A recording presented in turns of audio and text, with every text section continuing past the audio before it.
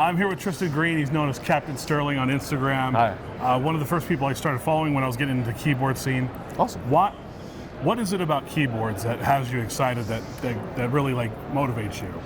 I think for me it's like the creativity. Like I've always liked the keycap sets. Just seeing all the unique colors, designs, like novelties and stuff. That's something that really excites me. But also like now seeing people really push the boundaries of like what keyboards can look like. Oh yeah. Like the crazy curves, like the icebreaker, that huge. Right. It's really exciting. So it's kind of hard not to be interested. Like once you see some cool ones, it's like, okay, I get it. Yeah. I think it takes a while for people to kind of like really understand what's going on. Yeah. Because like my better half, she's like, I don't get why we're so into keyboards right now. I built her custom. Right. Now all of a sudden she's like, it's helping her ease her tension when she looks at the colors, when she has that response. Yeah. We're talking about like these things as better for your health in terms of wrist positioning, ergonomics, all that stuff. Have you seen a difference when you started using the mechanical keyboards in your own I don't posture? know. Maybe because like used to, I would have like a laptop keyboard or like one of the like more Membrane. membrane type. I don't know necessarily that I could speak to that. I know I've seen more improvement in like the mouse I use. Right. With my wrist, because I used to have wrist pain with a mouse, but keyboards I don't know, because I'm still a floater. I don't really rest the wrist, so maybe that helps. I don't know. That definitely does help. Yeah. What are you looking forward to checking out here specifically in terms of brands? I genuinely have no idea what to expect out of CES. This is my first time. That's cool. I was like scrolling through the the schedule, and like every hour there's like 10 things. I know. So it's kind of overwhelming. I guess I didn't think to like plan. I guess it would have, in my head it was like there was going to be like the streamline of it, but it's kind of like a build your own experience in a way.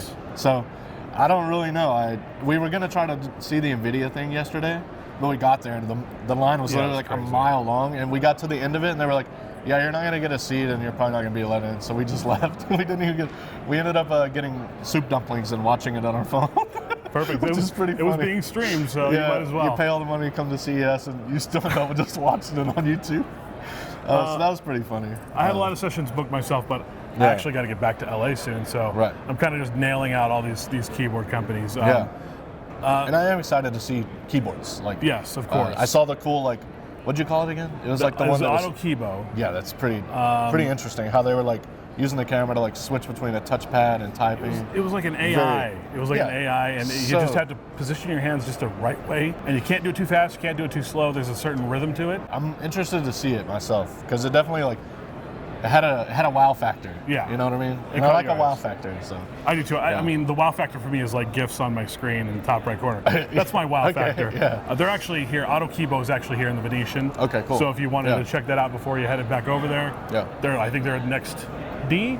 I've got a list of different companies. Cool. Is there anything else you're looking forward to specifically checking out?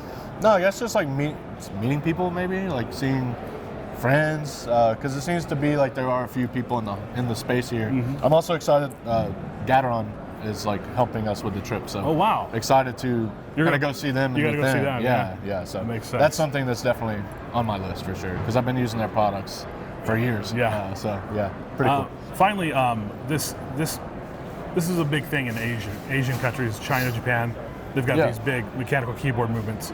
Seems like it's gaining some momentum here. Where do you see this going in the next 5-10 years? So I was gonna say, I think the Asian market and US is probably second biggest, right? If not, maybe even first for mechanical keyboards. I'm not 100% sure, but it's definitely. It feels like it's growing now that there's this we had some slump of some bad eggs last year. Mm-hmm. Hopefully that doesn't happen going forward, but I think keeping the moods in good spirits will help keep things going up. What are you looking forward to finally? What are you looking forward to keyboard-wise in 2025? It's early.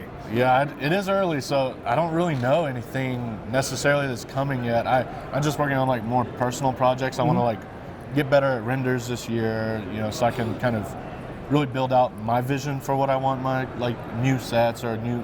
I'm actually making a keyboard this year too. Very cool. So that's exciting. But outside of that, what other people are doing, I'm not really too sure. Eablemaker apparently has a new magnetic switch they're showing off. Okay.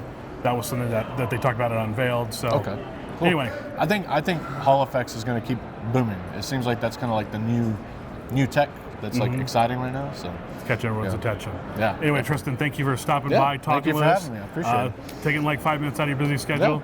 Enjoy, have fun. Thank First you. time at CES. Hope you have a blast, man. yeah, thanks, man. Yep. You too. Yep. Appreciate it.